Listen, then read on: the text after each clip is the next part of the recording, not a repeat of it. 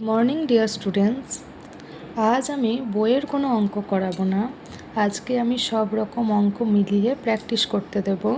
তো তোমরা খাতা খুলে অঙ্কগুলো টুকে নেবে, টুকে নিয়ে নিজেরা করবে। তো অঙ্কগুলোকে একবার বলে দিচ্ছি। দেখো, সমস্ত অঙ্কই কিন্তু তোমাদের ক্লাসে করানো আছে, সেজন্য কাউকে জিজ্ঞাসা করে উত্তর করবে না। বুঝতে না পারলে প্রতিটা জিনিসের ভিডিও পাঠানো আছে, ভিডিওগুলো দেখে নেবে। দেখো, প্রথমে কি দিয়েছি, লঘিষ্ঠ আকারে পরিণত করো। আগের ক্লাসেই তোমরা লঘিষ্ঠ আকারে পরিণত করো শিখেছ, 2-4 দিন আগের ক্লাসেই। তো তোমরা জানো লঘিষ্ঠ আকারে কিভাবে পরিণত করতে হয়, ভাগ করে বা কাটাকাটি করে, যেটা বলবে তোমরা, দুটো করে করা যায়। তো লঘিষ্ঠ আকারে পরিণত করো তোমরা করবে।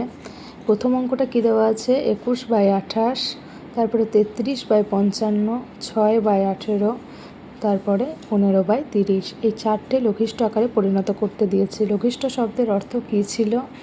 লঘিষ্ঠ মানে ছিল সবচেয়ে ছোট। তাহলে যে সংখ্যাটা দেওয়া আছে ভগ্নাংশটা, সেই ভগ্নাংশটা সবচেয়ে ছোট কোন ভগ্নাংশে পরিণত করতে পারবে সেটা করবে। তো 2-এরটার দিকে তাকাও, নিচের ভগ্নাংশগুলির সমান মাপের 3টি ভগ্নাংশ তৈরি করো। তাহলে নিচের ভগ্নাংশ সমান মাপের ভগ্নাংশ তৈরি করা আমি ক্লাসে শিখিয়েছি, অনলাইন ক্লাসে। তো যারা ভুলে গেছো বা পারবে না বা ভিডিওটা এখনও দেখোনি, তারা ভিডিওগুলো দেখে নিয়ে অঙ্কগুলো করবে, তাহলে সুবিধা হবে। দেখো, প্রথমটা দিয়েছে 9/10, তারপর একটা দিয়েছে 5/8। তাহলে কি হলো, এই অঙ্কগুলো সমান মাপের ভগ্নাংশ কী করে তৈরি করতে হয়? গুণ করে বলেছিলাম তৈরি করতে হবে। উপরে যে সংখ্যাটা দিয়ে গুণ করবে, নিচের সংখ্যাটাকেও সেই সংখ্যা দিয়েই গুণ করে বসাবে।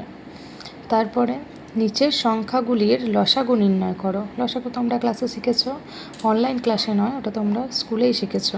নিচের সংখ্যাগুলির গসাগু নির্ণয় করো, সেটাও তোমরা স্কুলেই শিখেছ। তো লসাগু আমরা কী কী দিয়েছি, কয়ের দাগে দেখো দেওয়া আছে 14, 7 আর 20। আর ক্ষয়ের দাগের কী দেওয়া আছে 18, 27 আর 36।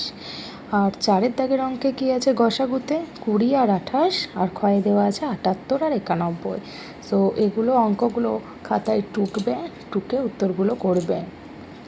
সবাই অঙ্কগুলো করো। টাটা।